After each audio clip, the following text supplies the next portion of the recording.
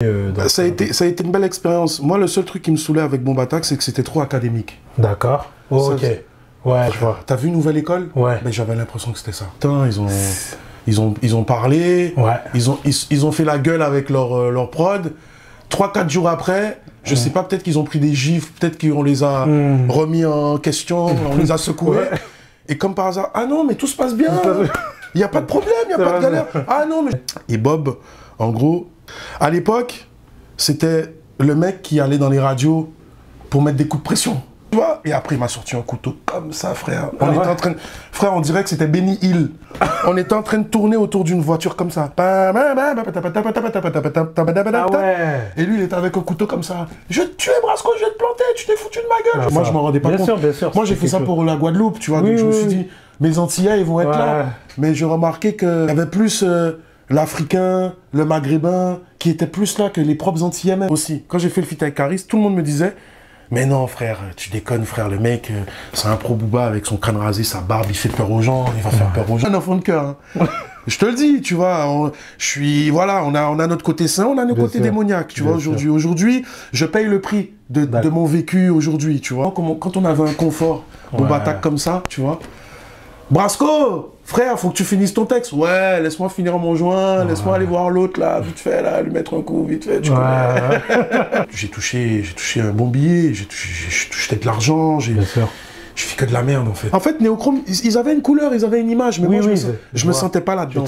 Seth Gecko à l'époque, on était très bons amis. D'accord. Du sens où bon, on se côtoyait souvent, je lui donnais des coups de pouce. Seth Gecko, c'était le vilain petit canard de la bande. Il l'aimait pas. Ah ouais? Il le sentait pas en fait. Son projet Barrier et plein, où il y a le Brolic là, c'est mon Brolic. C'est moi qui lui avais prêté. C'est commercial. Soprano, moi j'avais pas envie de Soprano dans mon album. Si moi il fallait que je choisisse, j'aurais pas choisi Soprano. Après peut-être ça aurait pas été stratégique de ma part. Et moi à l'époque j'aimais pas comment il chantait Soprano. Mais attention, hein, c'est quand il chante. Par contre quand il rappe, frère, ça fait mal, les morceaux. Il m'a fait mal. Hein. Expliquer. Déjà 7, c'est la rencontre avec Booba. En fait, tous ces mecs-là, c'est quand ils ont rencontré Booba. J'ai l'impression que quand ils rencontrent Booba, je sais pas, ils ont une enveloppe où ils sont comme ça. On dirait qu'ils veulent faire comme Booba, ils veulent donner une impression où, ça y est, je suis avec Booba, je parle avec personne, je suis avec lui, nanani, nanana. Le problème, c'est que ça changera jamais la Guadeloupe parce que c'est trop la violence en fait. C'est trop Chicago en fait.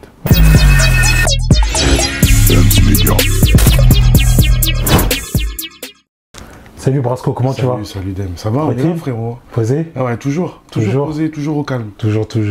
Est-ce que tu peux te présenter pour les gens qui ne te connaissent pas? Brasco, qui a sorti un album qui a eu un bon succès d'estime qui s'appelle Vagabond. Donc voilà, pour ceux qui ne me connaissent pas, je suis un artiste de Guada, purement de Guada, qui est venu en France et tout, dans les années... qui rappe depuis 97-98. Donc je suis un bel ancien. Tu vois, et donc voilà, pour ceux qui me connaissent, qui veulent me découvrir, faut aller sur YouTube, faut aller regarder pour les plus jeunes. C'est ça. Mais bon, les anciens, les trentenaires, les quarantenaires, ils savent qui je suis. Très bien, exactement. Bah, c'est pour ça, parce que bon, t'as été humble un peu, t'as joué la carte de l'humilité quand t'as dit succès d'estime, il y a quand même eu des tubes. Oui, il y a eu des gros tubes. Il y a eu des gros tubes, mais tu vois, des fois on me demande, t'as eu le disque d'or? Je dis oui, des fois non, quand ça m'arrange. Mais je n'ai pas eu le disque. J'ai pas eu le disque d'or. En fait, je sais même pas. Je sais même pas.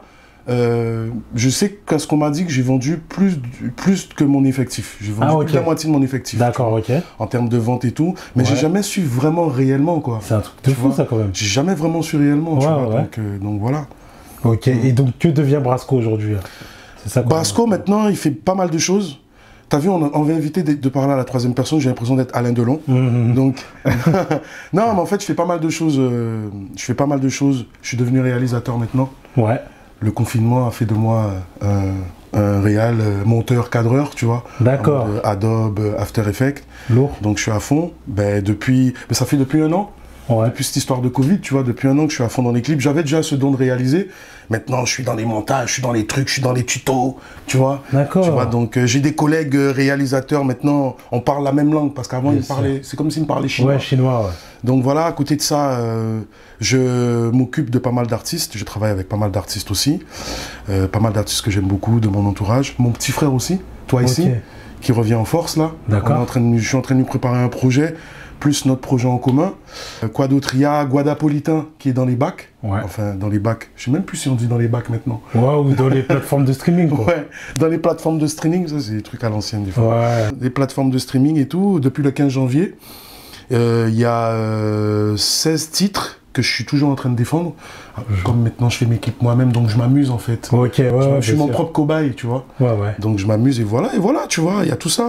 Il y a quoi encore? Il y a mon implication aussi dans le cinéma, parce que grâce à tous les petits clips que j'ai pu faire, les scénarios que j'ai pu monter, créer, tout ça et tout, ben ça m'a fait avoir pas mal de contacts. Il y a pas mal d'acteurs qui m'ont sollicité, pas mal de producteurs, de réalisateurs. Donc je suis scénariste pour certains d'entre eux et tout, et j'écris aussi des textes pour des chanteurs, des chanteuses. Je suis top liner, tout ça. Ah ouais. Je suis un couteau suisse. Couteau suisse, ouais, ce que j'allais dire. Je suis un couteau suisse. Incroyable. Aujourd'hui, c'est ce qu'il faut, hein, j'ai envie de te dire, tu vois. Et c'est le confinement qui a fait que tu as su, enfin, te renouveler, on va dire, et te faire une reconversion, on va dire, sur certains points, enfin, ou élargir plutôt tes palettes. Ouais, en fait, j'avais déjà le don, mais j'avais pas la matière, j'avais pas les outils. Et je me suis dit, putain, je kiffe la vidéo. Je kiffe la vidéo avant la musique, en fait. Je voulais pas être un chanteur, frère, je voulais être acteur. Mais à l'époque, frère Renoir, pour être acteur, c'était dur. Ouais, tu vois ce que je veux dire? Donc je me suis dit, je vais me servir de la musique pour faire du rap, pour faire du cinéma. Du cinéma, tu vois. Et du coup, j'ai grave appris, j'ai grave avancé là-dessus et je suis content, tu vois. Donc le confinement, le fait de rester chez soi, tout ça, t'es là, tu galères et tout. Tu te dis, bon, vas-y, je vais m'y mettre sérieusement. Et du coup, ben, j'ai fait des achats, j'ai acheté un ordi, j'ai acheté une bête de cam et tout. Et voilà, quoi, tu vois. Et après, je me suis mis à fond dedans. D'accord. Je suis dans la mode aussi, j'ai oublié. Gros big up à Chaliva pour son bob. Ok. Comment tu trouves le temps, du coup, de faire de la musique au milieu de tout ça? Ben, j'ai pas de vie, frère. J'ai pas de vie. Aujourd'hui, bon, je te dis, c'est entre nous et entre vous. J'ai pas de femme, pas d'enfant. J'ai pas ces responsabilités-là, donc ça me donne l'occasion de faire plein de choses. D'accord, ok. Pour toi, c'est plus aujourd'hui un avantage ou un inconvénient, ça? Cette situation familiale? En fait, c'est ni un avantage ni un inconvénient, c'est la vie, frère. Bien sûr. C'est la vie. C'est aujourd'hui, j'ai rencontré des femmes, j'ai été pendant des années avec des femmes, ça l'a pas fait, tu vois, c'est comme ça. Sûr. Et après, à partir de là, je me suis plus concentré sur ce que j'avais à faire. Aujourd'hui, j'aurais une femme, des enfants, ça aurait été différent. Mais j'aurais pu m'organiser. Mais après, j'aurais pas pu faire tout ce que je fais, ça c'est sûr. Ouais. Parce que quand on m'a demandé aussi, tu fais pas les instrus? J'ai dit non, frère, je peux pas, frère. C'est non, c'est bon. C'est bon, mon gros. Sinon, je m'en sors plus. Déjà, je vais me couper les veines, frère. Ouais, j'imagine. Ouais, ça fait, tu dois avoir un sacré rythme. J'ai un sacré rythme, tu vois, j'ai un sacré... Il y a le sport aussi à côté, tu sais que je kiffe le sport, tu vois, la boxe, tout ça et tout. Je suis aussi dedans. Donc, tu vois, à quel moment que j'ai le temps de...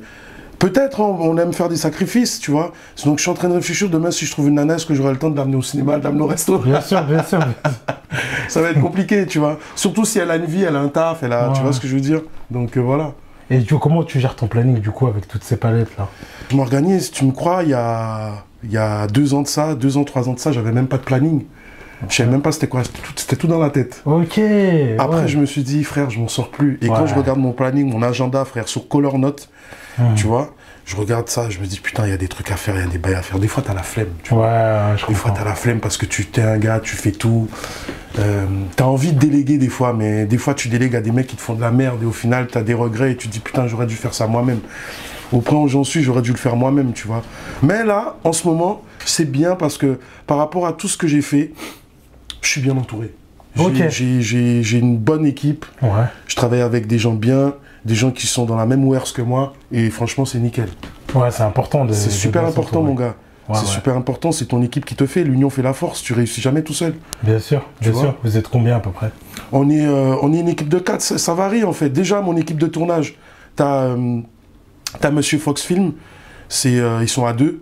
Dom et Fox, justement. C'est des mecs dans l'équipe de tournage. T'as Nadia, que j'ai formée. Tu vois, en tant que cadreuse, qui fait cadreuse, régisseuse. Ça, c'est dans la partie vidéo. Après, dans la partie instrumentale, tu as les Moon Talkers. Ça, c'est méga sûr. Toto et Youssef. C'est des mecs qui sont très très forts en termes d'instru et tout. Youssef qui est de Perpignan et Toto qui est du 9-2. Donc, Youssef, en ce moment, on a un studio là-bas sur Perpignan. Donc, et c'est pour ça qu'aujourd'hui, on veut monter un studio sur Paris. Tu vois. Donc, ça avance. Ça Ah ouais, avance, sur tu vois. Perpignan aussi, quand même. Ouais, on a un studio à Perpignan, gros big up à Mario, Youssef, Ok. tu vois, donc ça charbonne dur et tout, et on est en train de voir je te dis, on est dessus là, tu vois, on est sur le local et tout ça et tout, pour avoir un bête de studio. Moi, Toto qui va faire les beats et tout ça et tout, qui touche aussi l'ingé son, et Vesti, un très bon ingénieur du son et tout, qui sera là plus souvent. D'accord, ok. Que Toto, parce que Toto, lui, il est plus dans le beatmaking. Ouais. Et Mario, si tout se passe bien, si le studio, on avance bien, on fait bien les choses, ben Mario, il va venir à Paris. D'accord. Ce qui fait que on aura un studio à Paris où lui viendra. Si Dieu le veut, il arrive à trouver un logement, tout ça, machin. Si ça se passe bien, je dis vraiment ça se passe bien. Et on aura un studio à Perpignan, comme ça fait de. Tu vois ce que je veux dire? Ok. Ça fait Proche du soleil. Ouais. Proche du soleil. Voilà, tu vois. Donc voilà, on a un studio dans le sud, un studio sur Paname, tu vois, donc voilà. Et au milieu de tout ça, c'est bon, on sait que tu es guadeloupéen, pour ceux qui te connaissent en tout cas. Est-ce que tu trouves le temps de retourner aux Antilles? Oui, tu sais, je rends toujours l'utile à l'agréable. Parce qu'aux Antilles, je peux être sollicité pour un show, tu vois, et ce qui fait que... Ou pour un featuring, tu vois, donc la dernière fois, j'étais parti pour un featuring, grâce à mon pote Pablo G, ben justement, il y a un dernier morceau que... Il y a un morceau que j'ai avec Pablo dans mon album Guadapolitain que tout le monde voit là. Et ben c'est grâce à ça, donc j'étais en Guadeloupe et tout, il m'a fait venir et tout ça et tout, et j'en ai profité pour faire mes petits clips, pour voir la famille, pour faire des trucs. Donc, mais quand c'est pour moi me dire, bon, vas-y, je pars en Guadeloupe dans 10 semaines, j'arrive jamais à prévoir parce que j'ai tellement de trucs à faire, et je me dis...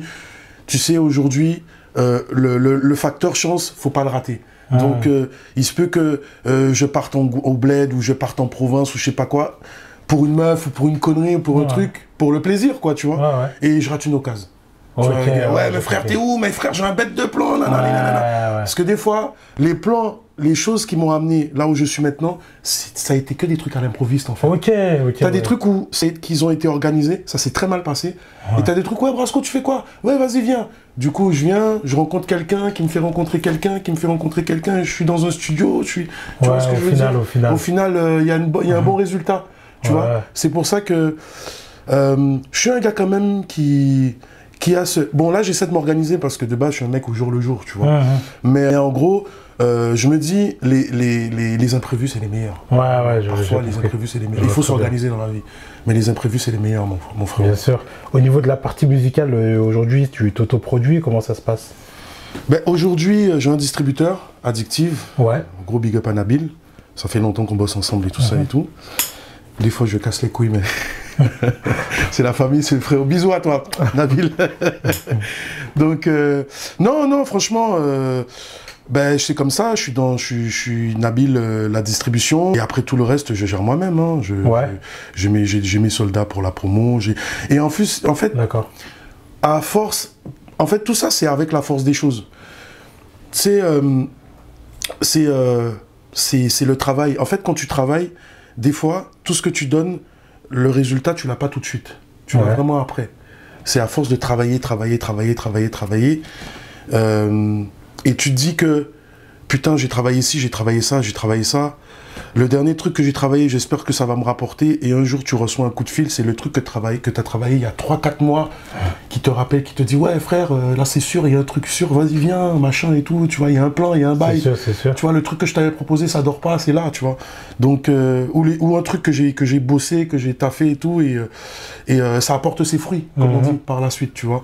Et c'est ce qui fait qu'aujourd'hui, mon équipe s'agrandit, et il y a pas mal de gens qui savent que au niveau du travail, je suis un perfectionniste, je suis un acharné. Rien que par rapport à ça, il y a pas mal de gens qui me sollicitent parce qu'il y a des gens qui ont envie de bosser et qui sont tombés que sur des brels et des bras cassés, quoi. Tu vois. Forcément. Donc voilà. Surtout de nos jours.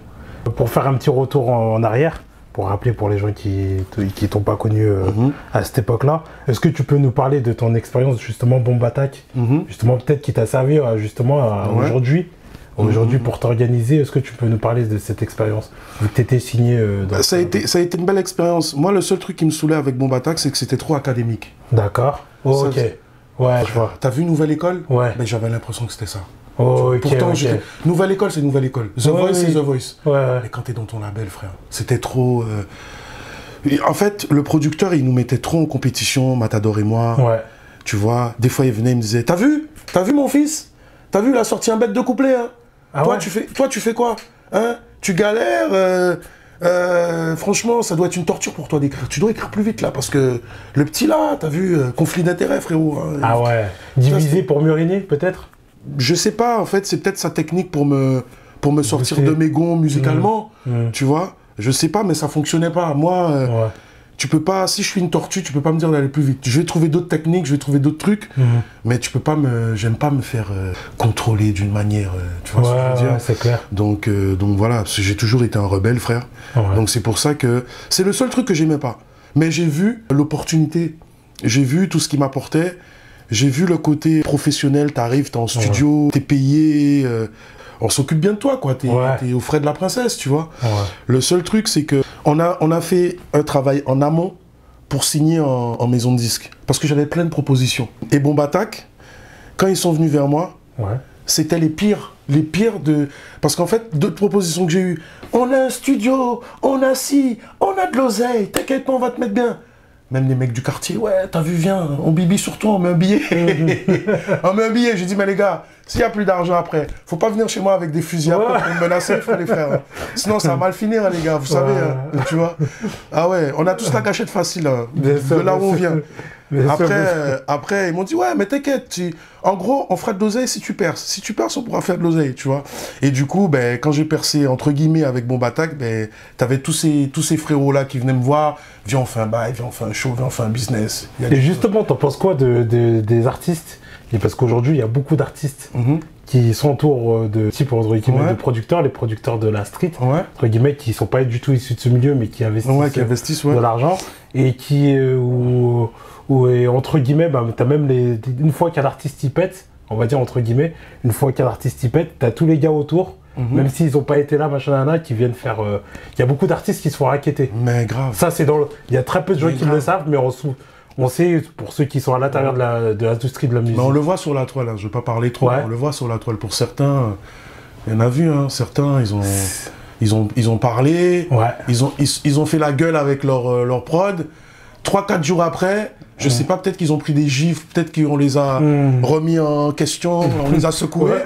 Et comme par hasard, ah non, mais tout se passe bien, il n'y a pas de problème, il n'y a pas de galère. Ah non, mais j'avais une petite crise, un petit caprice de star, petit caprice de rappeur, mais ça va, c'est passé. Tu vois. Et t'en as plein des comme ça. Il y en a beaucoup. J'en ai même plus devant mes yeux, j'en ai vu. Ouais. Tu vois, bah oui, j'en ai vu, tu vois, donc... Toi, t'en penses quoi de ça, d'ailleurs? Je pense qu'il faut savoir gérer. Il faut savoir parler avec le mec, tu vois. En fait, moi, je connais les... T'as vu, je suis passé par là. Je suis passé par là, on m'a menacé, on m'a sorti des couteaux, on m'a sorti des armes. Je suis passé par là, tu vois. J'ai même une petite anecdote. Peut-être qu'il va m'en vouloir parce qu'il est plus là-dedans. Bob de Génération. Oui. Je sais pas si tu connais. Ouais, je connais. Et Bob, en gros, à l'époque, c'était le mec qui allait dans les radios pour mettre des coups de pression. Tu vois, quand t'étais son rappeur, quand t'étais son gars fétiche, il allait dans les radios pour te mettre des coups de pression pour que, hey, mon rappeur, il va rapper aujourd'hui, tu vois. Coûte que coûte. Mais après, c'est des choses, ça peut se retourner contre toi. Et à cette époque-là, il y avait, avant de rencontrer Bomb Attack, j'avais un groupe, Apothéose. Et on a rencontré un producteur américain, hein, franco-américain. Du coup, le mec, il a venu nous produire. Et par rapport à mon groupe que j'avais, qui m'ont pas laissé tomber, j'ai voulu suivre le délire, tu vois. Bob, mon frère, il a pas aimé. Hein. en plus, je me rappelle de la scène. C'était à Génération, frère, on sortait de Génération. Et le mec, le quinri en question, il s'appelle Félix. Maintenant, le mec, il est dans la politique, tu vois. Et du coup, j'en avais parlé à Bob, tu vois. Je lui ai dit, frérot, on a bossé ensemble, on voit ce qu'on peut faire. Mais voilà, quoi, tu vois. Bob, il m'a sorti, gros, ah, moi, c'est quoi cette histoire avec ton Félix le chat? Tu vois, je dis, pourquoi tu dis Félix le chat? Je sais pas, son nom, c'est pas le chat. Tu vois. Et après, il m'a sorti un couteau comme ça, frère. On était en train de... Frère, on dirait que c'était Benny Hill. On était en train de tourner autour d'une voiture comme ça. Ah ouais. Et lui, il était avec un couteau comme ça. Je vais te tuer, Brasco, je vais te planter, tu t'es foutu de ma gueule, je vais te planter. C'est ça, tu vois, les mecs du quartier, c'est susceptible parce qu'ils connaissent pas. Tu vois. Maintenant, Bob, maintenant, il a de la gamberge, maintenant, il fait des émissions, il fait machin, il a évolué, il s'est assagi, tout ça et tout, tu vois. Mais à l'époque, c'était ça, hein, parce qu'à l'époque, j'étais, on va dire, en mode Black Dragon. Tu vois, la bagarre, toujours la bagarre, tu vois. Donc, pour finir avec tout ça, c'est délicat parce que t'as des petits jeunes, ils ont rien. La seule ressource qu'ils ont, c'est un ancien qui vient les voir. Ouais, vas-y, moi je peux m'occuper de toi, t'as du talent. T'as des mecs, ils le font bien, tu vois. T'as les mecs, moi je peux pas donner l'exemple parce que tu vois, je suis passé par là, je suis un mec de quartier, tu vois ce que je veux dire. Je suis un mec de quartier, de ghetto, de bidonville, tout ce que tu veux. Mais d'un sens, c'est dangereux. C'est dangereux du fait que ça peut se retourner contre toi. En gros, quand tu travailles avec des mecs comme ça, faut être vrai. Faut être vrai, faut leur dire les choses, faut leur faire comprendre les choses vraiment pour qu'ils comprennent, pour pas que tu te fasses menacer ou raqueter demain. Ouais, d'entrée, d'entrée. Ouais, faut pas jouer un rôle. Voilà, faut pas jouer un rôle, faut être vrai avec eux. Et aussi, quand tu veux les quitter, c'est comme un gang, c'est comme la mafia. Quand tu veux les quitter, faut soit donner une dot, ou faut soit faire quelque chose en retour. Ouais, c'est sûr. Tu peux pas partir comme ça. Non, tu peux pas partir comme ça, frère. Jusqu'à maintenant, il y en a, quand je t'ai parlé, là, il y en a qui sont pas partis, ils sont encore là, frère. Ouais. Donc, c'est compliqué. Je viens de croire. Tu vois, c'est compliqué. Et toi, du coup, pourquoi tu avais choisi Bombatak alors, dans tout ce lot-là? Voilà, expérience, en fait. Marc Bombatak, c'était le mec que j'écoutais en radio à l'époque, qui a fait connaître Hilde X-Men, qui a fait déclencher ce délire de Time Bomb, tout ça et tout. C'était lui, c'était sa voix. Bien sûr. Tu vois, j'étais fasciné par ce mec-là, parce que je me dis, tu vois, j'arrivais pas à l'imaginer comment il est et tout, tu vois. Il m'a fait découvrir Oxmo, il m'a fait découvrir tous les rappeurs, tous les anciens de maintenant qui ont une vie. Et du coup, je me suis dit, c'est peut-être pas celui qui a le plus d'argent, mais celui qui a le plus d'expérience. Et jusqu'à maintenant, tout ce qu'il a dit, tout ce qu'il a promis, il a fait. Et du coup, je me suis dit, bon, vas-y, je vais chez Bombatak. Peut-être que je vais me plumer les ailes, peut-être que je vais être en mode clochard, que je suis déjà, mais je vais être... Et du coup, j'étais avec Bombatak, et dis-toi que même avant de signer, tu vois, j'étais à la rue. Je dormais à gauche, à droite, à gauche et tout, jusqu'à ce que je rencontre une nana qui m'a hébergé entre-temps et tout, et du coup, j'ai signé en 2006. En 2006. J'ai signé en 2006. J'avais déjà signé chez Bombatak, je crois, en 2004, et on a signé avec Warner en 2006. Ok. Ouais. Et après, l'album, il est sorti. Tu vois, ça a été très très vite en fait. Ouais, ça a été les maisons de disques, elles n'ont pas le temps. Hein. Dès que t'es en maison de disques, c'est pas. Ouais, ça va vite. Tu vois, t'es grave exposé, t'es grave truc. Demain, t'es déjà sur Skyrock. Ouais, ça allait super vite. Ah non, ça va super vite. Nous-mêmes, on avait du mal à y croire. Après, bim, il y a la BO du film 300, qui a cartonné, tu vois. Jusqu'à maintenant encore, tu mets ton DVD ou tu regardes sur Netflix, il y a mon morceau à la fin, tu vois. Donc voilà, et Banlieue 13 Ultimatum, parce qu'à l'époque, les BO, ça marchait beaucoup. De ouf. Maintenant, ça marche moins qu'avant, tu vois, parce que même l'effet compile, ça marche moins qu'avant. C'est vrai, ça a plus le même effet. Ouais. Toi, t'es toujours en contact avec eux ou plus du tout? Avec Bombatak? Tu sais, avec le temps, avec l'âge, le temps fait les choses, tu vois. Il y a un moment, on était en guerre. Ouais. Je vais pas te mentir, on était en guerre. Après tout ce que j'ai vécu, tout ce que j'ai passé, j'ai rencontré d'autres problèmes après Bombatak, tu vois.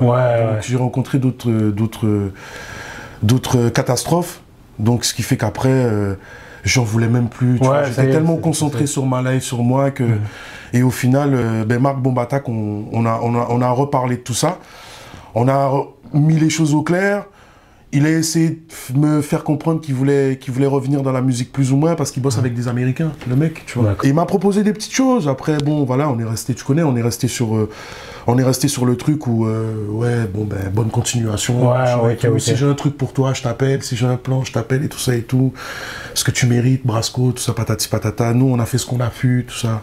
Donc voilà, hein, c'est ça en fait. D'accord. Après, on a calmé le truc, tu vois, ça sert à rien en fait. Et comment s'est terminée l'aventure? Comment ça se fait, comment ça se fait? Ça s'est terminé un peu violemment, hein. Tu vois, je vais pas te mentir. Hein.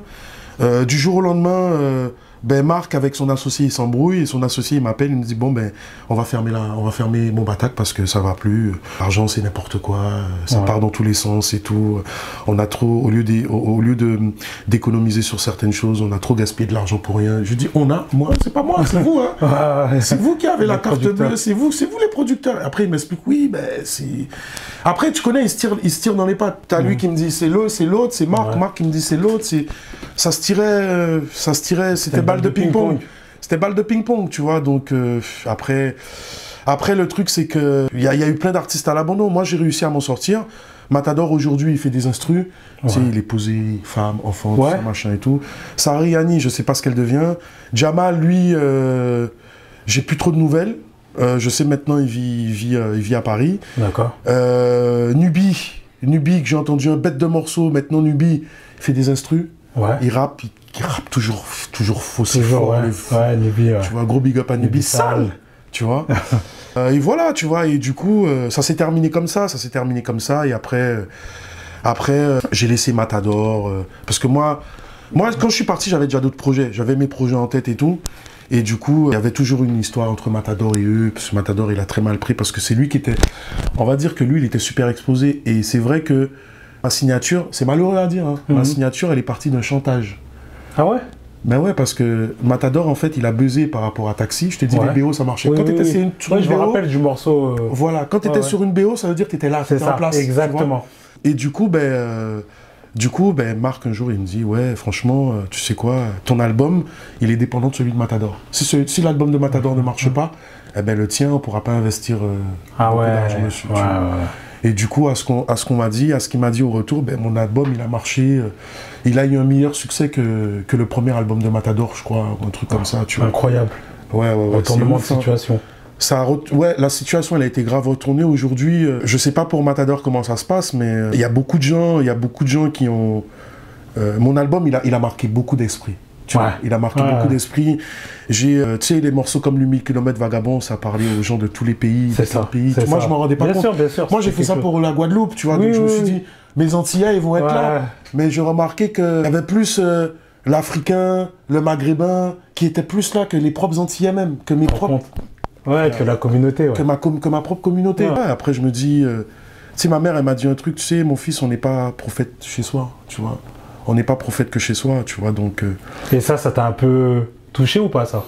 Ça t'a ouvert les yeux sur certaines choses? Ça m'a touché au début, mais après, j'ai compris que, tu sais, en Guadeloupe, on a le côté très familier, tu vois. Donc, c'est vrai que ici, quand je suis ici, en fait, on me demande encore des... Là, encore, j'étais sur les champs, on me demande des autographes, des trucs, des photos, tu vois, et tout.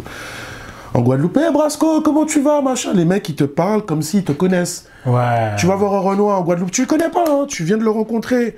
Mais t'es Brasco, mais comment tu vas? Viens, on va boire un rhum ensemble, machin, tout ça. Tu vois? Et le mec, il s'en bat les couilles de prendre une photo avec toi, c'est juste le beau moment qu'il a passé avec toi, tu vois. Bien sûr. Et le truc, ils ont pas ce truc-là. Vu que je suis antillais et que j'ai percé, pour eux, j'ai percé en France, j'ai apporté un truc, je suis un des précurseurs, tu vois. Ils respectent ça. Donc, c'est encore familier. Or que un mec, un Africain ou un Congolais ou un machin qui... Parce que là, c'est l'année du Congo, là, depuis 2 ans, là, les Congos, ils niquent tout, tu vois. C'est vrai qu'ils font du... Et n'empêche, j'ai envie de te dire, là, Marseille, on commence à reprendre le dessus, là. Quand même. Tu vois. Très organisé, Jules, tout ça, ça commence à... Tu vois. Et voilà, je sais plus ce que j'en étais, là, ce que je te disais.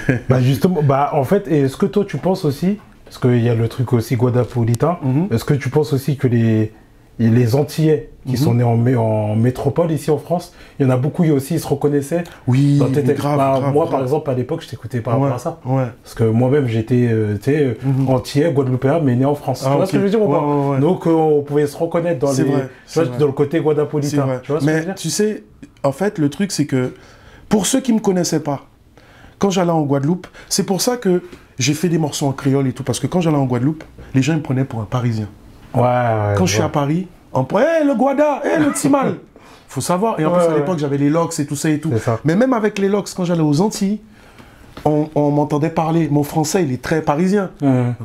Toi, t'es de la métropole. Ouais, c'est direct. Toi, t'es de la métropole. Tu vois.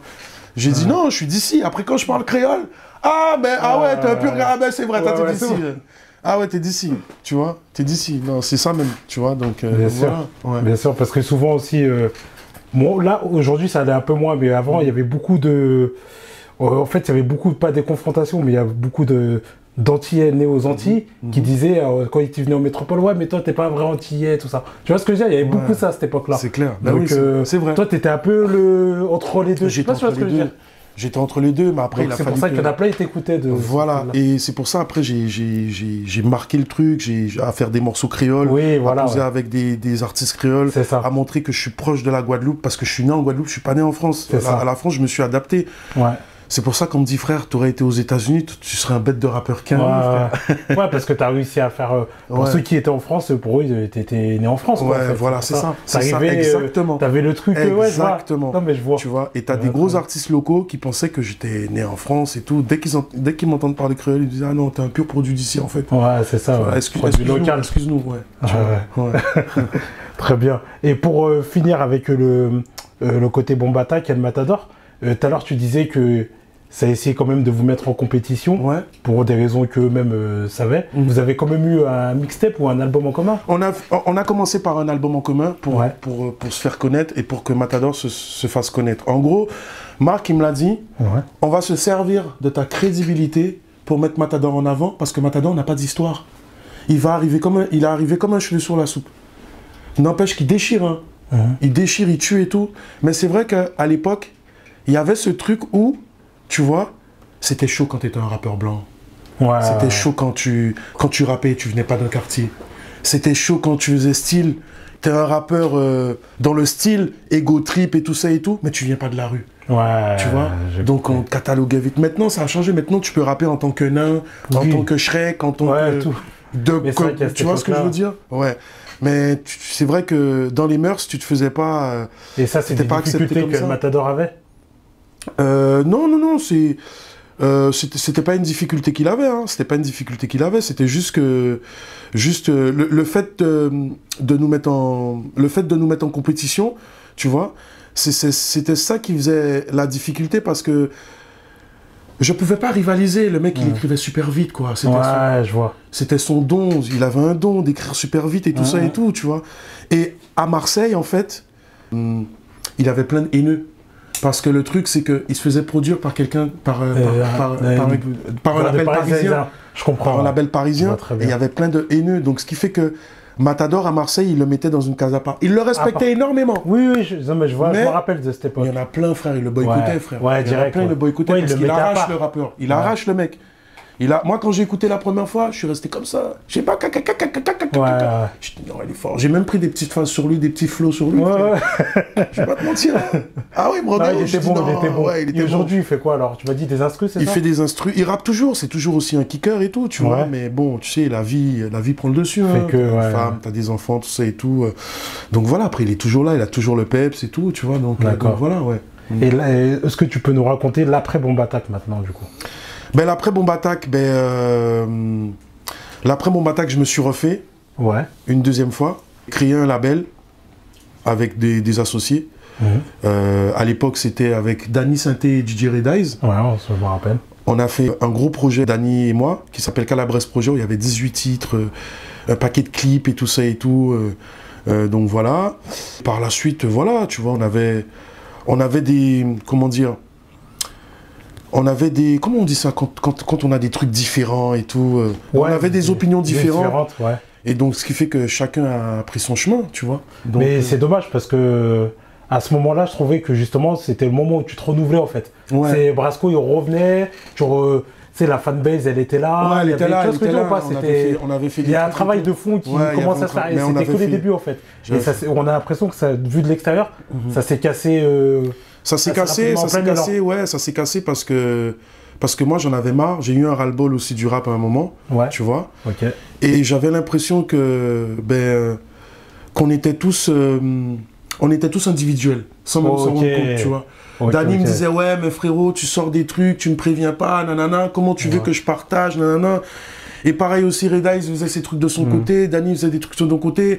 Quand il a commencé à travailler avec Gims, ces trucs, moi je trouvais qu'il s'occupait plus de moi en termes d'instru. Forcément. Voilà, tu vois, et qu'il s'occupait plus de moi tout court, quoi, tu vois. Donc, en sachant que le mec, il avait du taf. Tu vois, il avait du taf, il venait de se faire connaître. Voilà, et en sachant que... Moi, je l'avais un peu mal parce que pour moi, Danny, c'est quelqu'un... Je l'ai rencontré, il avait 17 ans. 17 ans, tu vois, j'ai contribué à son succès d'aujourd'hui. Totalement. Il n'en parle pas beaucoup, mais si tu lui poses la question, il va te le dire. Bien sûr, parce qu'il est dans une autre Wers aujourd'hui. Oui. Je suis loin de son... Aujourd'hui, c'est un mec, il pèse un demi-million, j'ai envie de te dire. C'est clair. Ah, mais ça m'étonne pas. Mais aujourd'hui, avec le recul, est-ce que toi, tu penses qu'il y a eu... toi, de ton esprit, est-ce que pour toi, il y a une forme d'ingratitude de la part de Danny Sainté? Oui et non, parce que j'étais pas là pour voir. Et que je pense que c'est pas qu'il ait été ingrat, mais je pense qu'il a été tellement dépassé par certains trucs. Parce que Danny, en fait, quand il m'a rencontré, c'est comme si j'étais Walt Disney pour lui. Je travaillais avec Brasco, j'ai travaillé avec Kerry James, tu vois, il me voyait il avait les yeux qui brillent, tu vois. Et je pense que quand il a commencé à travailler avec Gims, avec MHD, tu vois, il y a eu son côté opportunisme qui est ressorti, qui a pris le dessus et il a fait son truc, il a fait son chemin, tu vois. Et le truc, c'est que entre nous deux, on avait des petites zones d'ombre, tu vois, lui et moi. On avait des petites zones d'ombre et tout. On savait pas comment se le dire, mais on se le ressentait. On s'appelait plus comme avant. Il y avait plus ce truc-là, tu vois. Il y avait plus cette magie entre petits frères et grands frères, tu vois. Donc, parce qu'il me disait, ouais, pour moi, t'es mon grand frère et tout ça et tout. Et c'est un jour, quand il discutait avec Gims, et Gims lui a dit, ouais, ils étaient en mode petit frère et grand frère. J'ai dit, ah, d'accord, donc je suis plus un grand frère. C'est plus moi, tu vois. C'est plus moi, c'est sapé comme jamais maintenant. Je comprends. Et aujourd'hui, ils s'entendent même plus, tu vois, j'ai envie de te dire. Ils s'entendent même plus, ils sont dans des histoires et tout, mais après, ça ne nous regarde pas. Ouais, c'est sûr, c'est sûr. Bon, bah écoute, c'est dommage. Mais sinon, t'as pas eu pas de nouvelles, pas de mais en fait, Dany, pas de message pour te dire. Je vais te dire, écoute, la dernière fois qu'on s'est vu, la toute dernière fois qu'on s'est vu, on s'est eu après. Hein. Tu sais, on n'a pas de. Je te dis ce qu'il en est. Hein. Oui, bien sûr, bien sûr. On n'est pas. Il n'y a pas de violence entre nous. Il n'y a pas d'embrouille. Il n'y en a plus même. Il n'y en a jamais vraiment eu. Tu vois, il y a eu 2-3 messages interposés à l'époque. Voilà, il y a eu sur les réseaux. Il y a eu ça. Tu vois et tout. Le truc, c'est que moi, Dany, je suis content pour lui parce que. Dès le départ, je lui ai dit, tu vas y arriver. Moi, j'ai ce truc là, de vision. Tu sais, quand j'ai bossé avec Caris aussi, quand j'ai fait le feat avec Caris, tout le monde me disait, mais non, frère, tu déconnes, frère, le mec, c'est un pro booba avec son crâne rasé, sa barbe, il fait peur aux gens, il va faire peur aux gens, tu vois. Après, je lui ai dit, mais justement, frère, la violence, la peur, le sexe, le cul, tout ce que tu veux, les gens, ils aiment ça. Ça attire. Et donc, quand Caris, il va revenir, tu verras, il va péter. Et le mec, il me dit, ah mais non, t'as déconné, t'es en train de t'afficher avec un mec comme ça, c'est un barbare, machin. Et au final, regarde, il a marché, il a fonctionné. Booba lui a donné un petit coup de trottinette, là. Un bon coup de trottinette. Ouais, voilà, quand même. Et quand même, et après voilà, tu vois, le mec il était bon, je le ressentais. Oui, il avait le talent. Il avait le talent. Et moi j'ai ce truc là de flair. Ouais, j'ai ce flair là. Et pour Dany, je l'avais repéré depuis le début. Elle me disait ouais, les mecs, ils doutent de moi parce que je suis jeune. Ils disent que ouais, ils préfèrent aller travailler avec un Spike Miller ou des mecs qui sont en place que des mecs comme moi et tout. Alors que moi j'ai vu le développement. J'ai dit ce petit là, si je le travaille, si on bosse bien, il va aller très très loin, tu vois. Et je lui ai appris tout ce que je savais. Je lui ai appris tout ce que je savais, je lui ai donné tous mes contacts, et il s'en est servi à bon escient, et aujourd'hui il est là où il est, le mec c'est un patron. Et est-ce que toi, derrière, après tout ça, est-ce que toi, à contrario, par rapport à tout ça, t'as réclamé, comme les mecs de la street dont on parlait, t'as les producteurs, ta part du gâteau? En fait, je suis parti comme ça, j'en ai eu marre en fait. Ah ouais? Il y a eu l'histoire de Bomb Attack, tout ça et tout, je me suis dit je vais pas me prendre la tête. Parce qu'on a eu quand même des bons moments ensemble. Pour ne pas faire des embrouilles, rentrer dans des conflits, parce qu'il me connaît, Dany, tu vois, rentrer dans des conflits et tout bizarre, j'ai préféré, du jour au lendemain, j'ai dit, vas-y, ça me casse les couilles, j'ai arrêté, tu vois. Et malgré ça, ce que j'ai aimé chez eux, c'est qu'ils ont été bons. Malgré ça, j'avais toujours des parts dans la société. Tu vois, ils ont toujours gardé mes parts, ils m'ont dit, t'es plus avec nous, ok, t'as pris ta décision de partir, machin et tout, il n'y a pas de souci, mais on n'oublie pas ce que t'as fait pour nous. Bon, bah ça va. Donc voilà. Ça va. Et le problème, c'est que je les ai laissés tous les deux. Les mecs, ils faisaient des sons pour les Florent Pagny, pour les Gims, pour les machins. Ils ont réussi à s'embrouiller, les deux cons. Tu vois? Au final, ils m'appellent. Il y en a un qui m'appelle. Déjà, je suis étonné qu'il m'appelle. Ouais, Brasco, truc, nanani, nanana. Ouais, l'autre, c'est un enculé, nanani, nanani, nanana. Ouais, faut pas que tu signes et tout. Faut pas que tu vendes tes parts, patati patata. Il dit, ah ouais. Et de notre côté, t'as Dany qui m'appelle. Ouais, non, c'est un enfoiré, nanani, il m'a fait ci, il m'a fait ça. Et donc, il me tirait comme ça. Tu vois? Donc Dany me dit, ouais, si tu peux me revendre tes parts, je te donne tant. Et Redize, il me dit, non, on peut pas, il a fait de l'oseille et tout, faut le dépouiller, nanana, c'est un enculé, nanana, nanana, tu vois. Moi, j'ai parlé aux deux. J'aurais dit, les gars, moi, j'étais pas là quand vous faisiez, Ouais, lors du mariage. Quand vous faisiez l'amour ensemble. Moi, j'étais pas là, moi. Donc, j'en ai rien à foutre. Moi, ce que je veux, j'ai pas envie d'être au milieu. Vous me donnez ce que j'ai à prendre et vous vous démerdez. Tu vois? Donc, et j'ai été clair avec eux. Dany m'a donné un tarot. J'ai dit, frère, tu me donnes des tarots, 8 francs. Donne-moi un chiffre rond, frère. Des 7,50 €, des 7K50, donne-moi. Il me dit combien? J'ai dit, je lui ai donné un chiffre rond. Tu vois? Et il m'a donné. Et après, voilà. On va dire que ça a été un peu le retour du truc, tu vois. Il n'était pas obligé de me donner tout ça. Hein. Ouais, je comprends, oui, j'ai vu. Il n'était pas obligé de me donner tout ça parce que les jours où quand je suis parti, c'est à ce moment-là, quand je suis parti, qu'ils ont commencé à péter. D'accord, ok. Ça veut dire ce qu'ils avaient fait avant, pendant que j'étais là, c'était pas encore sorti. Et quand j'ai fui, quand j'ai dit ça y est, je me cache, j'en ai marre, je vois Sapé comme jamais, Danny Sainté, tout ça, machin, MHD, tout ça, Red Eyes, Florent Pagny, tout ça. Les mecs qui sont à Miami, les mecs qui sont là, ils sont là. Je dis, ah ouais, et tout. Quand je pars, c'est comme ça que ça se passe. C'est quand je bouge, c'est comme ça que ça se passe. Au moment où je pars, je prends la tangente, voilà. Putain, pourquoi Et voilà, et du coup, ben, tout l'argent qu'ils ont reçu, j'étais plus là. Donc, ils n'étaient pas obligés de me donner ce qu'ils m'ont donné. Et par rapport à ma contribution, du fait que j'ai... Voilà. Les contacts, tout ça, l'apprentissage. L'apprentissage, et du coup, il m'a donné un bon billet. Et après, il s'est démerdé avec l'autre. Hein. Ils se sont débrouillés et voilà, tu vois. Ok, toi, une fois que tu as pris ton truc... Moi, j'ai pris mon argent, je les ai dit, démerdez-vous. Démerdez-vous. Et après ça, j'ai appelé Danny pour... C'était pour des beatmakers, tu vois. Je ne l'ai même pas appelé pour moi. Parce qu'en fait, les anciennes connaissances que j'ai pu avoir dans le passé et tout, je suis pas arrivé à un point où, je vais les appeler pour un feat, je vais les appeler... Non, je vais les appeler plus pour un autre artiste, pour un autre bail. Tu vois. Parce qu'il y en a, ils pensent encore que je vais les appeler pour moi. Mais j'en ai rien à foutre de ta gueule pour moi, quoi. Moi, je me démerde tout seul. Je suis un grand garçon. Ça y est, Donc, voilà. Toi, t'as déjà fait tes armes. Et du coup, et après cette période-là, comment ça s'est passé? Après cette période, voilà. Je suis retombé encore dans un gouffre, je me suis dit, mais putain, encore une fois. J'étais déjà bien reparti, j'étais en mode attitude, tu vois, j'avais mes logs, j'avais un autre truc et tout. Et du coup, je suis parti en Thaïlande pour canaliser. D'accord. Canaliser ma bagarre, ma rage, tout ça et tout. Parce qu'il faut pas croire, je suis un faux calme, frère. J'ai mon humilité, mais je suis un faux calme, je suis pas, tu vois, je suis pas un enfant de cœur. Hein. Je te le dis, tu vois, on a notre côté sain, on a notre côté démoniaque, tu vois, aujourd'hui. Aujourd'hui, je paye le prix de mon vécu aujourd'hui, tu vois. Je t'ai dit des choses par rapport à ma vie sociale, mais c'est par rapport à des couilles que j'ai eues dans ma vie, par rapport à mes choix, des mauvais choix que j'ai faits. Dans le business de la rue, tout ça et tout. C'est ça qui fait aujourd'hui, je suis comme je suis aujourd'hui. Après, je vis bien, hein, tu vois, mais j'assume. Tu vois, j'assume tout ça, tu vois. Et est-ce que toi, des fois, t'as un peu des regrets de ces époques-là, par exemple, on va dire de l'époque de ton, entre guillemets, prime, l'époque de Vagabond, les années 2008, par là. Est-ce que des fois, ça t'arrive d'être nostalgique plutôt? C'est plus ça. Franchement, j'ai pas de regrets, quoi. J'ai pas de regrets, juste... Non, j'ai pas de regrets, franchement.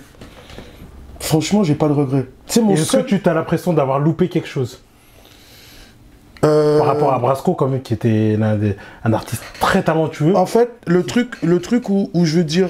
Je sais même pas te dire si c'est un regret. C'est... À un moment, je restais sur mes acquis.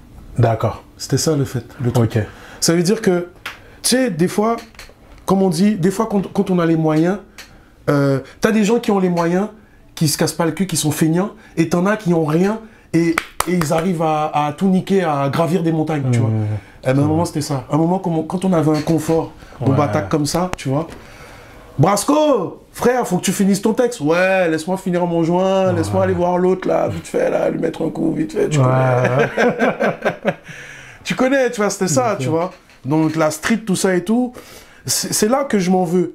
Parce que à ce moment-là, quand je faisais mes couilles, mes plans et tout, Matador, à ce côté de ça, un bon écolier. Il écrivait des textes. Tu vois. Et quand Marc me disait, t'as vu, il a écrit, toi, t'as écrit quoi? Ouais, j'ai écrit, hein, mais t'inquiète et tout, frérot, tu vois. J'ai fait que de la merde, frère. Que de la merde au quartier, ça fume, ça bédave, ça avec mes potos, ça va en soirée et tout, tu vois.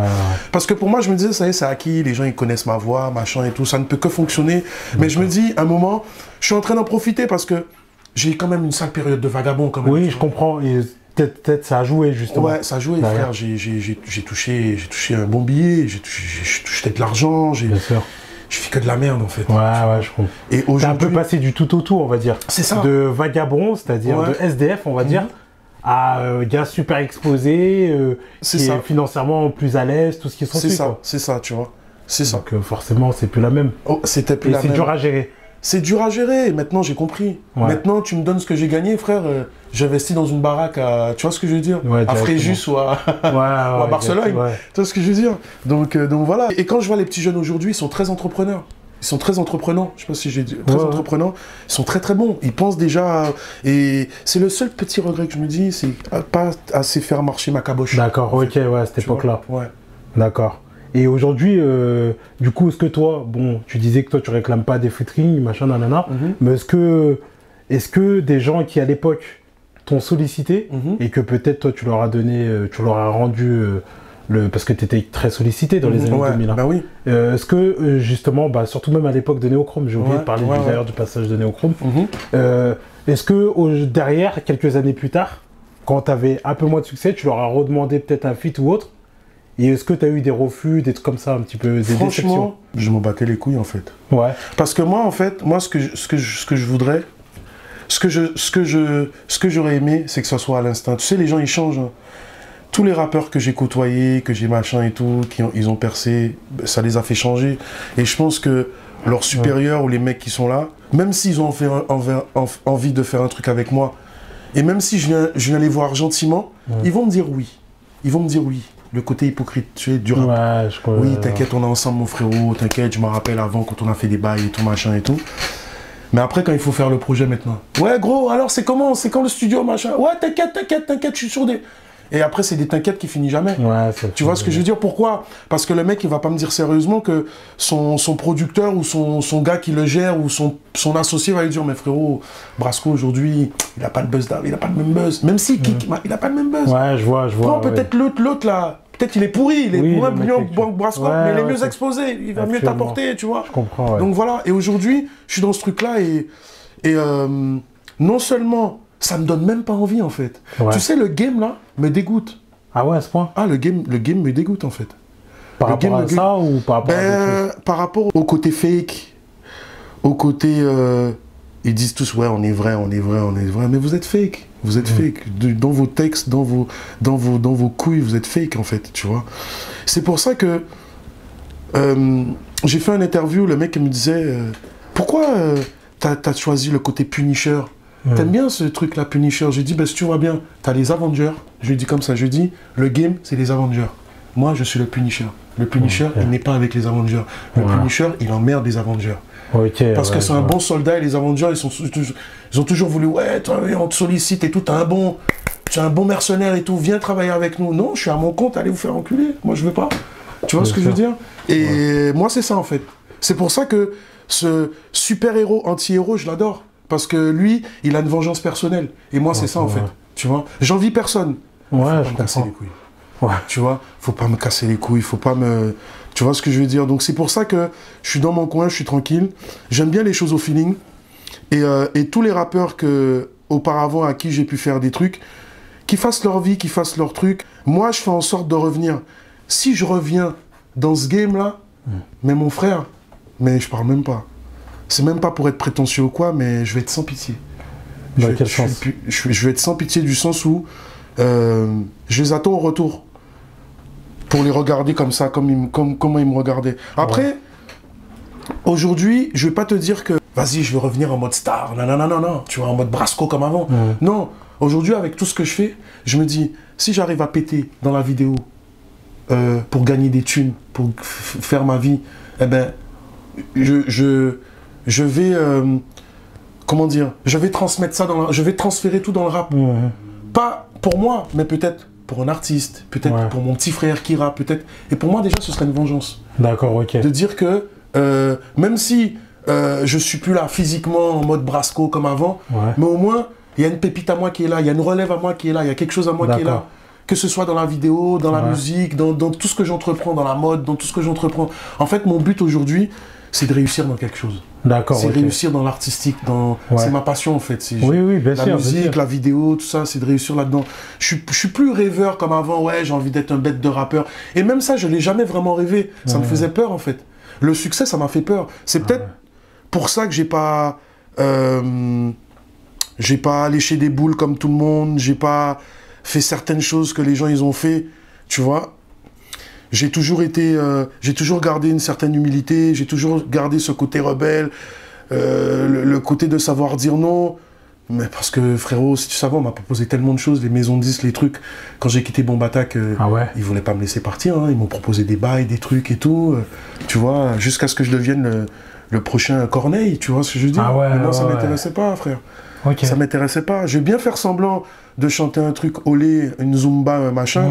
Mais moi, frère, moi, c'est la rue, frère. C'est le côté mélancolique. Même on le sent dans le grain de ma voix, tu vois.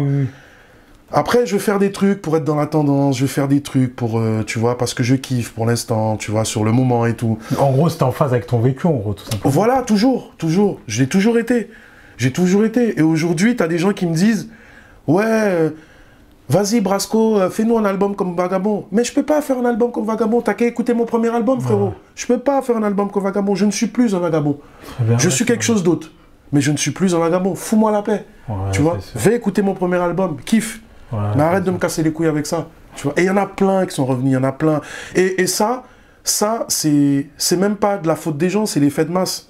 Tu vois, c'est l'effet de masse. C'est comme un film. Quand tu as regardé un film qui est sorti, le film il a marché, ils font une suite, et la suite, comme par hasard, tu vas pas aimer. Ah, c'est pourri, ah, machin. Mais parce qu'au moment où tu as regardé le 1, tu étais plus jeune, tu étais plus truc, tu étais plus sensible, tu étais plus machin. Maintenant que tu as grandi, ça te fait plus le même effet.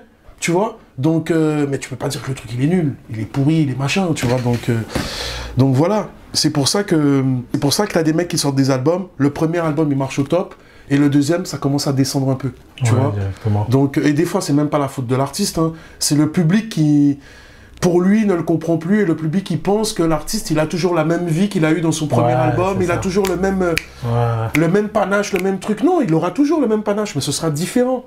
Et des fois, les gens, ils ont peur de la différence. Surtout en France. Hein. Ouais, surtout en France. Ils aiment bien te mettre dans une case. Quand tu es dans une case, tu restes, tu machin. Mais moi, fuck les cases, moi. Je m'en fous des cases, moi. Si demain, je vais faire un morceau où je parle d'une meuf, je fais un morceau où je parle d'une meuf. Si je vais faire un morceau où je suis dans la cité, je fais un morceau où je suis dans la cité.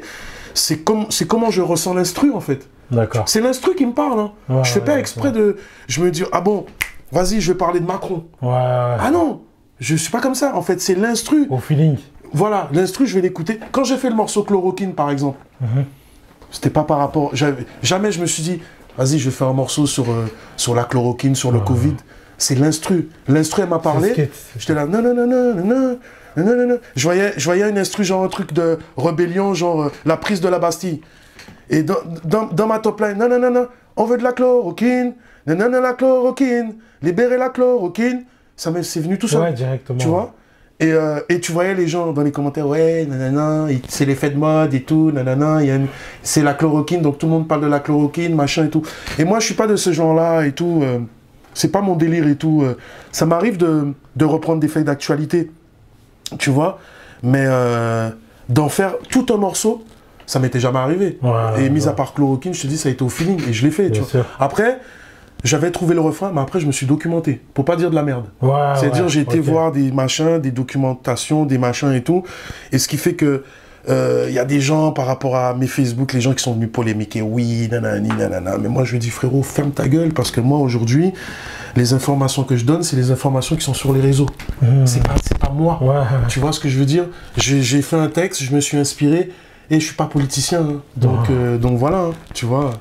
Donc, ça peut aller loin des fois. Je suis pas Olivier Véran. Hein. C'est sûr. Et là, il y a une compile du 9-4 qui est sortie là, Val de Rap, récemment là. Et par contre, on t'a pas vu dedans. Ouais. Est-ce que tu peux nous expliquer pourquoi? Déjà, cette compile, je m'en bats les couilles, je te dis franchement. Il y a plein de gens qui m'ont appelé, ouais, t'es pas dedans. En fait, le problème, c'est que t'as des gens du 9-4, ils me considèrent pas comme un gars du 9-4. C'est ce que je te disais tout à l'heure. Pour eux, je suis le mec de Guada. J'ai pas de département sur ma tête. Pour eux, j'habite dans le 9-4, mais pour eux, je suis un mec de Guada. Donc, ils n'arrivent pas à me mettre dans une case et tout, parce que tous les gars qui sont dedans, je les connais tous, la plupart. Ouais, qui sont dans la compile. Je les connais tous, tu vois. Donc, et quand on t'appelle pour une compile, tu penses à ta gueule, tu vois. Tu vas pas te dire, ah putain, le frérot Brasco, il est pas là, machin. Tu viens, tu fais ton truc, et voilà, tu te poses pas de questions.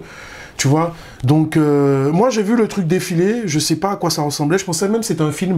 Je pensais même que c'était un film, et j'ai appris que c'est les Ekel et Jekyll, c'est les frères qui font ça, non? Ou je te dis de la merde.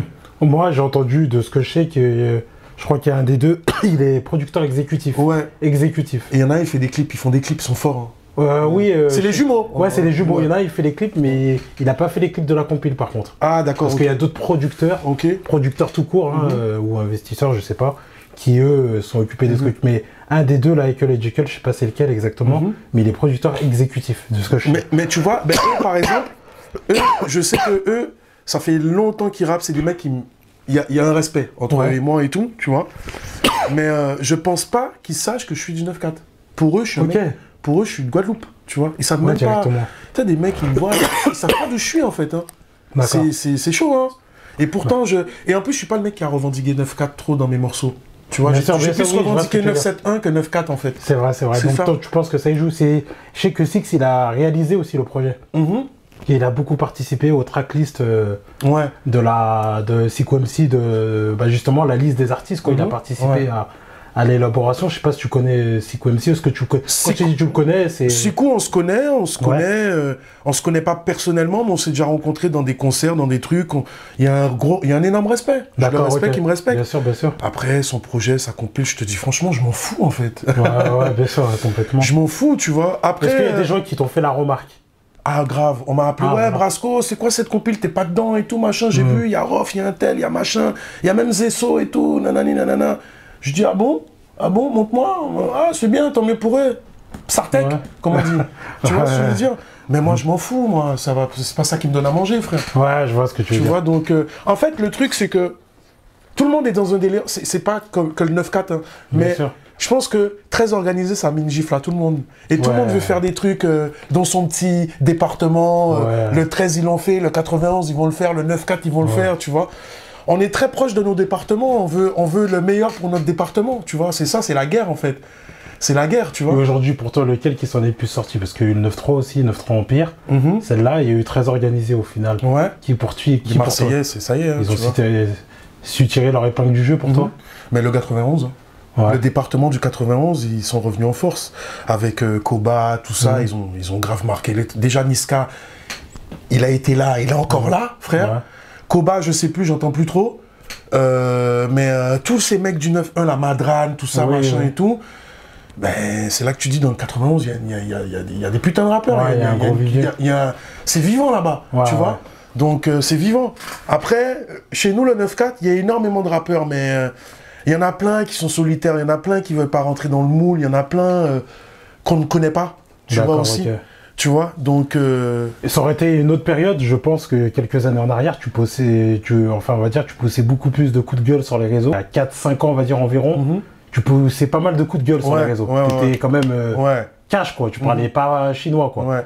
Tu parlais français. Est-ce que tu penses qu'à cette époque-là, aujourd'hui, comme tu as dit, je m'en bats les couilles de ma non-participation à cette compile, est-ce que tu penses que tu aurais eu la même réaction? À l'époque, je pense que non, en fait. Pourquoi je te dis ça? Parce qu'à l'époque, je me considérais moins dans le 9-4.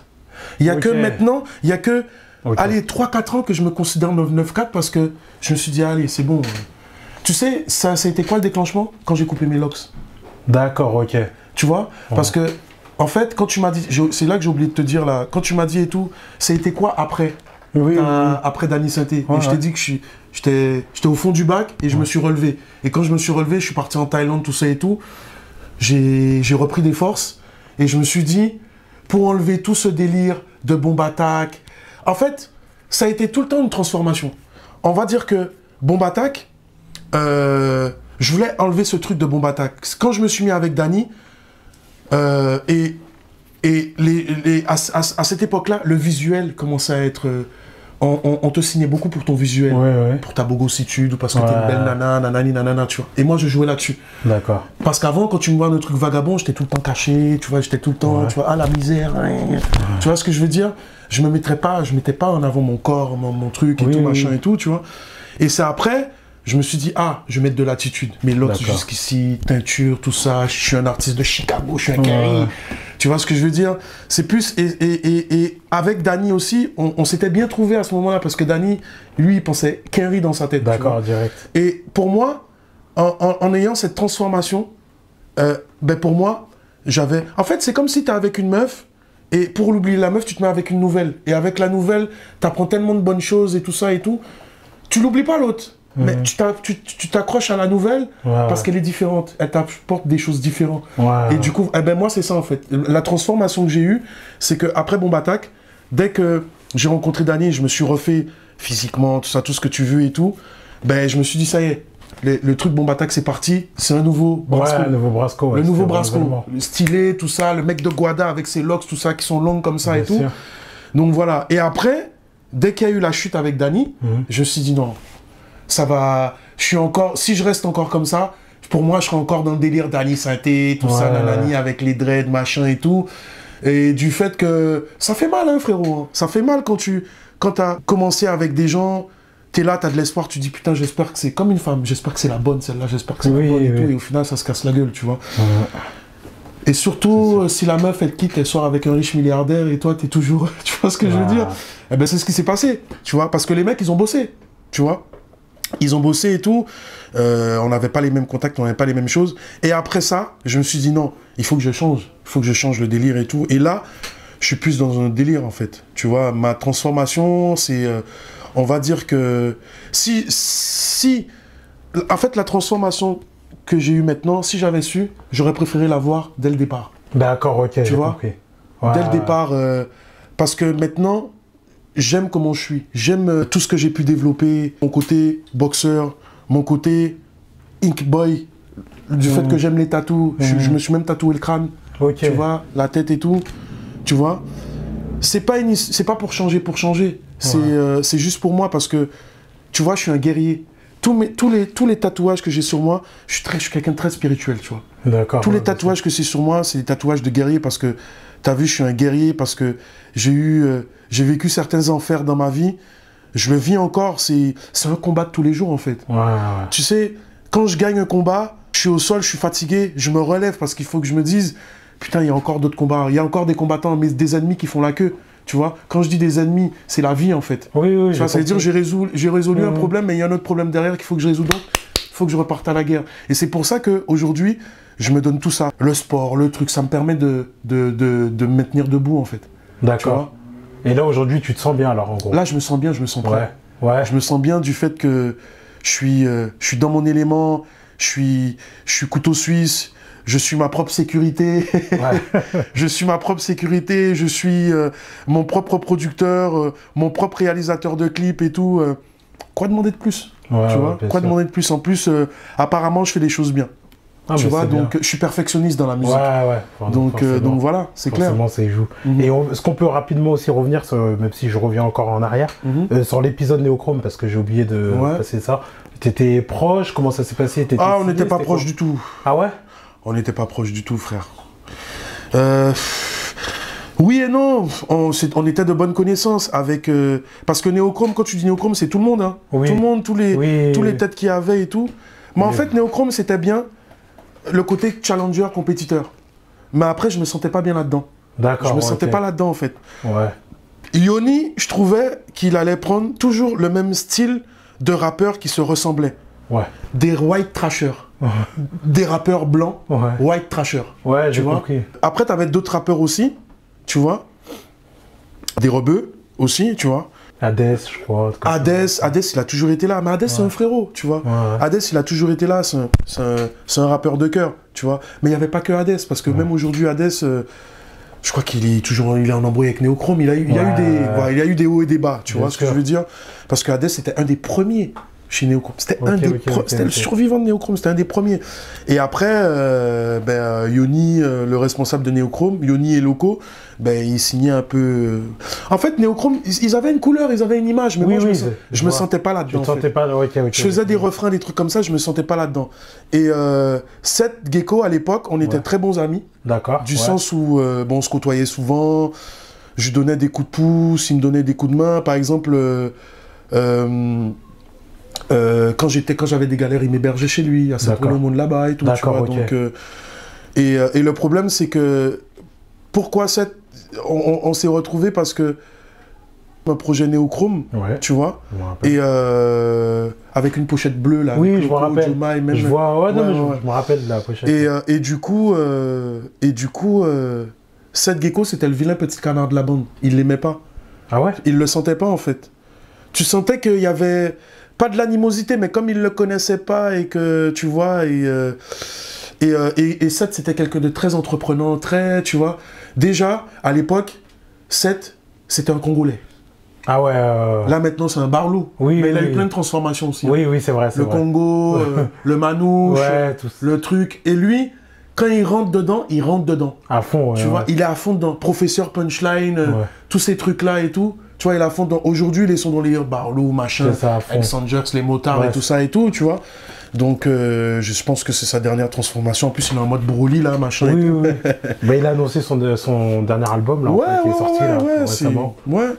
Il a dit comme quoi c'était son dernier album, là. J'ai entendu. Toi, t'es toujours en contact ou... Non, on se suit, mais on se calcule plus. Seth, il fait sa life. Hein. Ouais. Seth, il fait sa life. En fait, 7 mois, t'as vu. En fait, comment je sais pas si c'est vrai ou pas, mais moi, comment je l'ai ressenti, c'est quelqu'un, on était comme ça. On était vraiment comme ça. Ouais, c'est pour ça que je te posais la question. On s'appelait, on tapait des barres et tout ça et tout, machin et tout. Tu vois, et même dans le projet, ça, je l'avais dit à un journaliste, ça, je le dis à toi, t'es le deuxième à qui je le dis. Son projet Barry est plein. Oui. Où il y a le Brolic là. C'est mon Brolic. C'est moi qui lui avais prêté. Ah ouais. Il m'avait appelé, ouais, il y a moyen et tout, j'ai envie de faire un truc comme Inspecteur Harry et tout machin. Je vais passer mon truc. Ok. Mais oui. Et c'est pour ça que même dans son projet, on a 3-4 morceaux ensemble. J'ai un refrain, j'ai un truc, on a le morceau avec CR, le morceau machin et tout. Et c'est pour ça qu'on a fait l'album Les Mains Sales. Dans mon album, en fait, 7 dans mon album et Nubi et Matador, c'est les 3 featuring pour moi qui étaient évidents. Tout le reste, c'est commercial. Soprano, moi, je n'avais pas envie de Soprano dans mon album. Si moi, il fallait que je choisisse, je n'aurais pas choisi Soprano.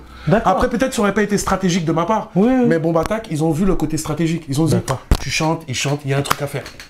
Tu vois Et moi, à l'époque, je n'aimais pas comment il chantait Soprano. Ah, je n'aimais pas comment il chantait. Des fois, il montait dans les airs. Ouais, ça, tu vois, voilà, tu vois. Et après, quand on s'est rencontrés, mais attention, hein, c'est quand il chante. Par contre, quand il rappe, frère, ça fait mal, les morceaux. Il m'a fait mal, hein. C'est un kicker, hein. C'est un kicker. Kicker, chantonne, mais quand il commence à chanter, là, il s'est amélioré. Il s'est amélioré. Là, il chante super bien. Il chante pour les gamins, les enfants, les pères de famille, tout ça et tout, la famille et tout. C'est très bien, tu vois.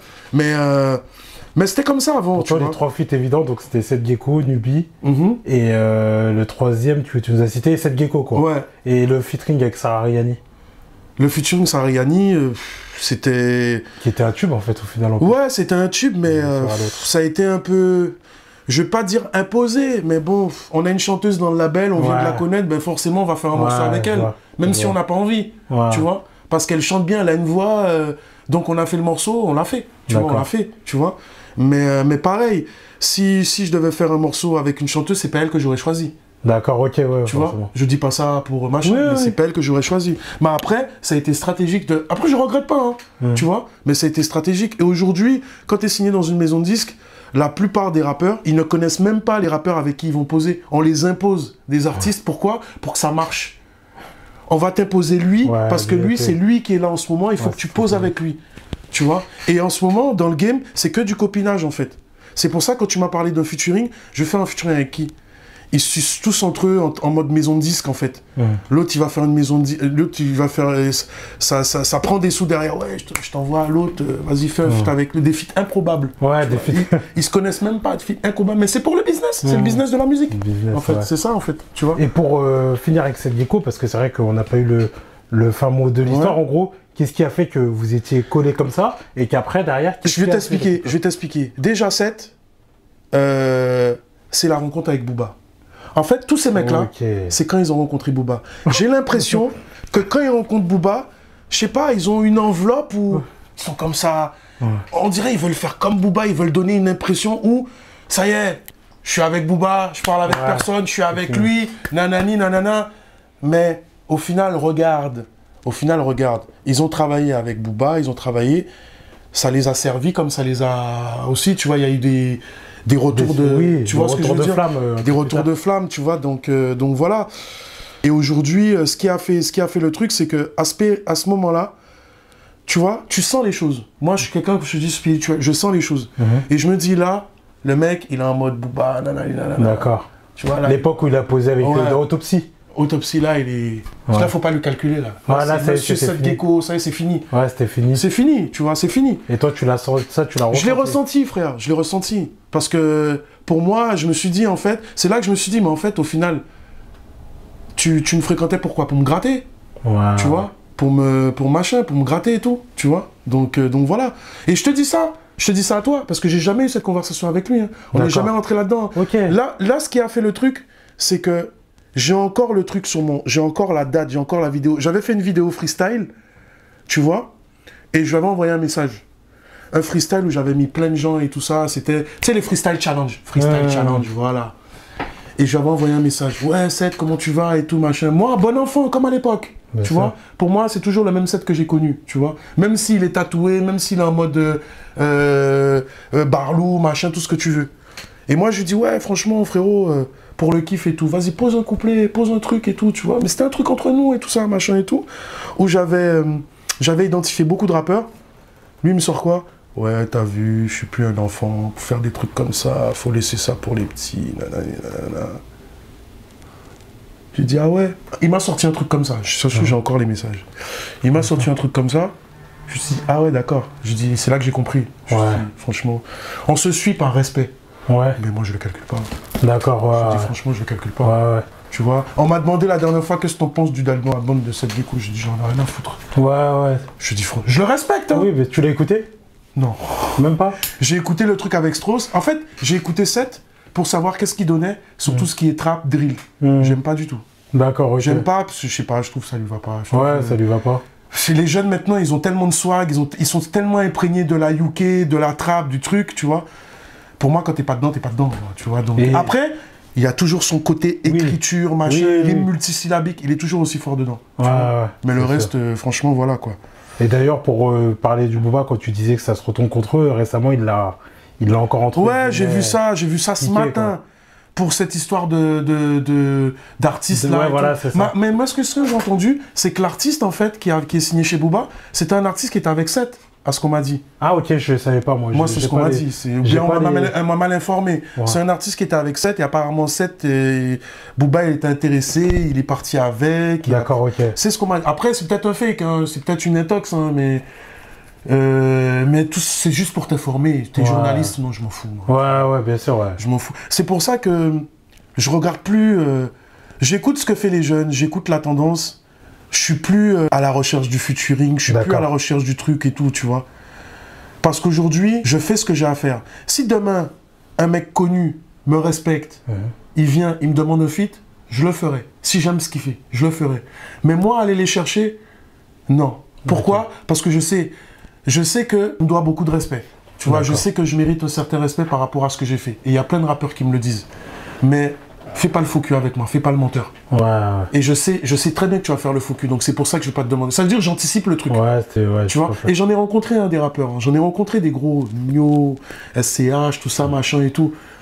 Je sais que les mecs, ils sont pris à la gorge par rapport à tout ce qu'ils ont à faire, par rapport à tout ce que je vais venir demander un featuring avec CH. Par respect, il va me dire, oui, il n'y a pas de souci, Brasco, vas-y, attends, donne-moi ton numéro. Attends, non, je te donne le numéro de mon manager, on voit ça avec lui. Et après, je vais appeler son manager, il va m'endormir. Tu vois ce que je veux dire? Je te dis pas que ça s'est fait, mais je te parle juste, voilà, tu vois, t'as compris. Donc, big up à SCH. Hein. On s'est rencontrés une fois, il kiffe grave ce que je fais, il m'a donné un énorme respect. D'accord, ok. Ouais, franchement, ouais. Ok, bon, bah, c'est bien. Le respect mutuel, c'est... Non, mais c'est clair, c'est clair. Et qu'est-ce que tu penses aussi de la scène antillaise? La nouvelle scène antillaise, on va dire. C'est toi, pourquoi c'est quoi pour toi la nouvelle scène antillaise? Bah, la nouvelle génération. Il y a une nouvelle génération qui est arrivée, une nouvelle vague. La nouvelle génération, elle est forte. Le problème, c'est que ça changera jamais la Guadeloupe parce que c'est trop la violence, en fait. Ouais. C'est trop Chicago, en fait. Je dis ça, mais j'ai été dedans, tu vois. Voilà, j'ai encore des potos, ils sont en mode criminalité, ils sont en prison.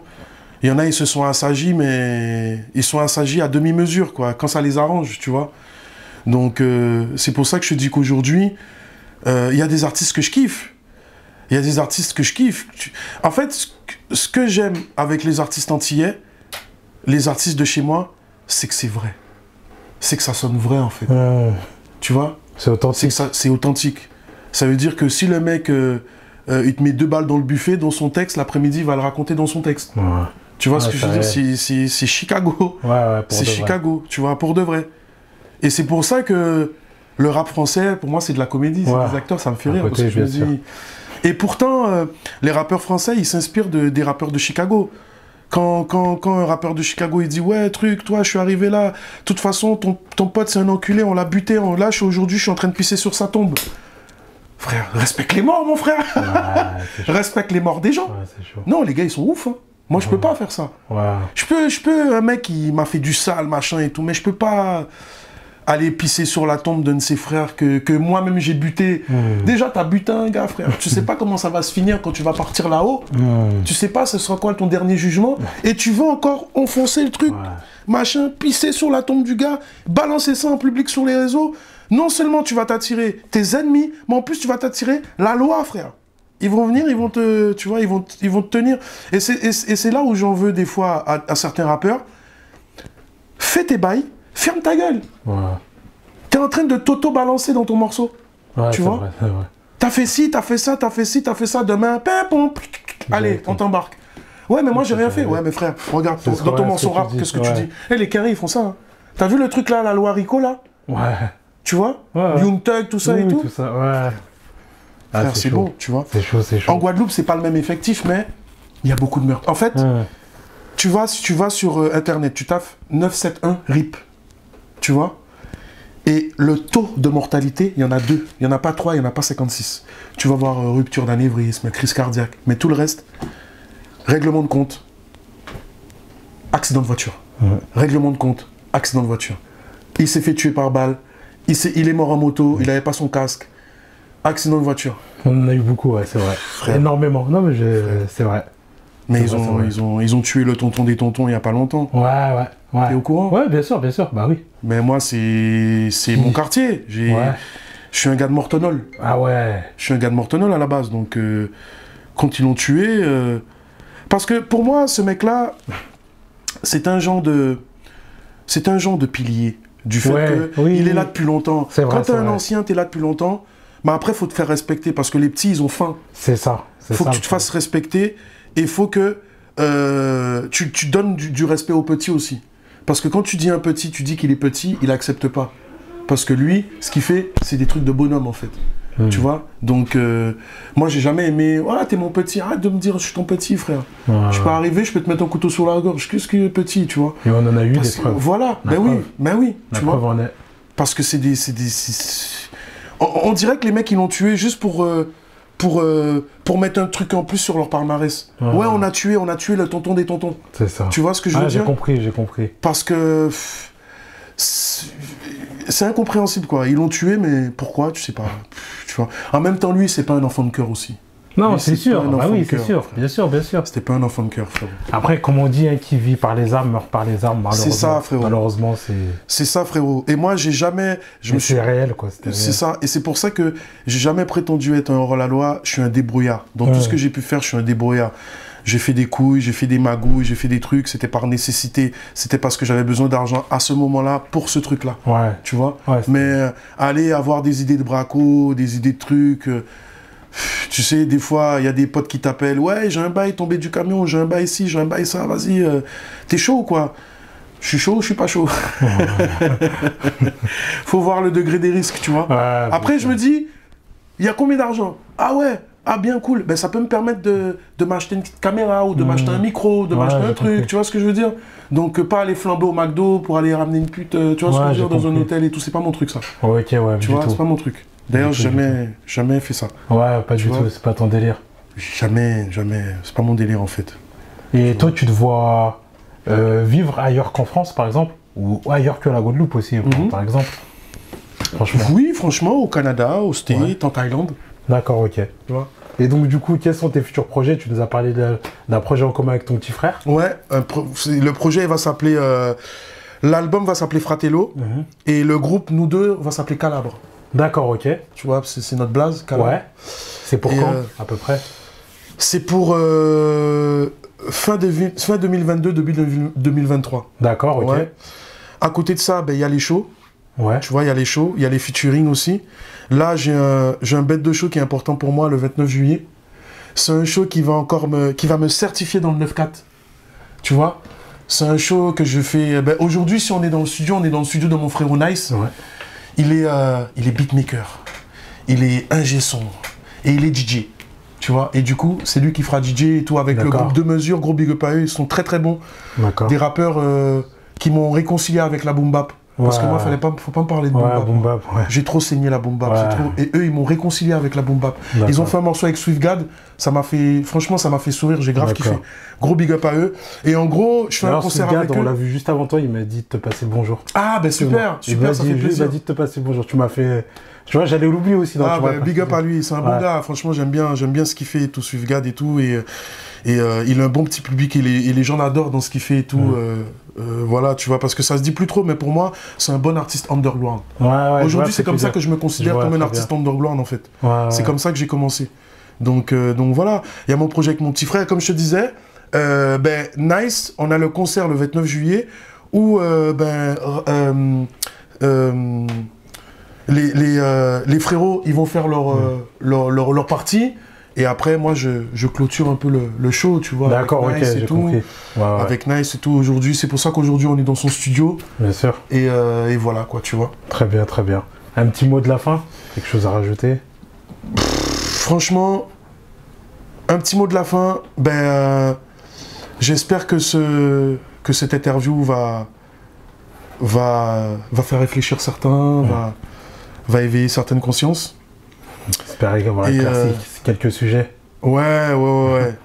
Et savoir surtout qu'est-ce que tu deviens, tu vois. Parce que c'est clair, ça fait plaisir. C'est surtout ça. Et toujours ce que je dis, hein, franchement, les gens continuent à écouter du bon son. Hein. Continuez à écouter du bon son. Et comme je dis, c'est pas les meilleurs qui passent à la radio. Ça, c'est sûr et certain. Il y a toujours un petit rappeur qui sort du lot, c'est pas les meilleurs qui passent à la radio. Franchement, voilà. Tu vois, donc allez chercher votre propre musique, ce que vous aimez. Arrêtez d'être dans l'effet de mode parce que quelqu'un écoute ça, vous écoutez ça. Donc voilà, soyez originaux dans ce que vous faites, artistes comme passionnés, comme amateurs. Tu vois, parce que l'originalité, ça paye. C'est dur au début parce que les gens ne comprennent pas ton originalité. Mais quand t'as une petite fanbase qui te soutient, pour eux, t'es différent des autres, la différence, ça marche beaucoup. Aujourd'hui, je le dirai toujours, un mec comme Jul, un mec comme PNL, c'est des gars que je respecte. Parce que c'est pas des mecs qui sont rentrés dans le délire trap, ils ont leur délire à eux. Et au final, ils ont tellement créé un truc que c'est les gens qui les copient. T'as des beatmakers qui m'appellent, ouais, tu veux un beat à la Jul? Ouais, il a créé un style. Tu veux un son cloud à la PNL? Les mecs, ils ont créé un truc. Ils ont créé un truc, c'est vrai. Or que nous, on se contente de faire des... Ouais, il a posé sur le délire drill. Ah, vas-y, je vais poser encore plus fort, je vais poser... Ça, c'est le côté compétiteur.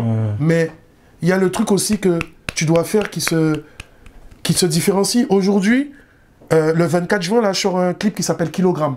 Parce que, comme je dis, je suis toujours en train de promotionner Guadapolitain qui est sorti le 15 janvier. Et là, il me reste 3 clips à sortir. D'accord. Donc là, il y a Kilogramme qui sort. Kilogramme sort le 24 juin. Et ça n'a rien à voir avec ce qui se fait. C'est trap, mais c'est un délire de trap. C'est pas drill du tout. Après, je kick sur la drill. Il y a des trucs drill qui vont arriver. Pour le kiff, tu vois. Pour le kiff, parce que je fais un projet aussi avec des petits jeunes. C'est pas comme 9-4 Val-de-Marne, mais il y aura des mecs du 9-4, il y aura des mecs un peu de tous les... qui même me suivent en fait. T'as un bon kicker, tu veux kicker, vas-y viens. Il y a de la compétition, il y a de la rage. C'est mon truc, ma nouvelle école à moi. Directement. On va dire, directement. Et du coup, il y a plein de performeurs, il y a Samy, il y a Tino, les mecs qui sont autour de moi. Et il y a pas mal d'autres rappeurs que j'ai oubliés.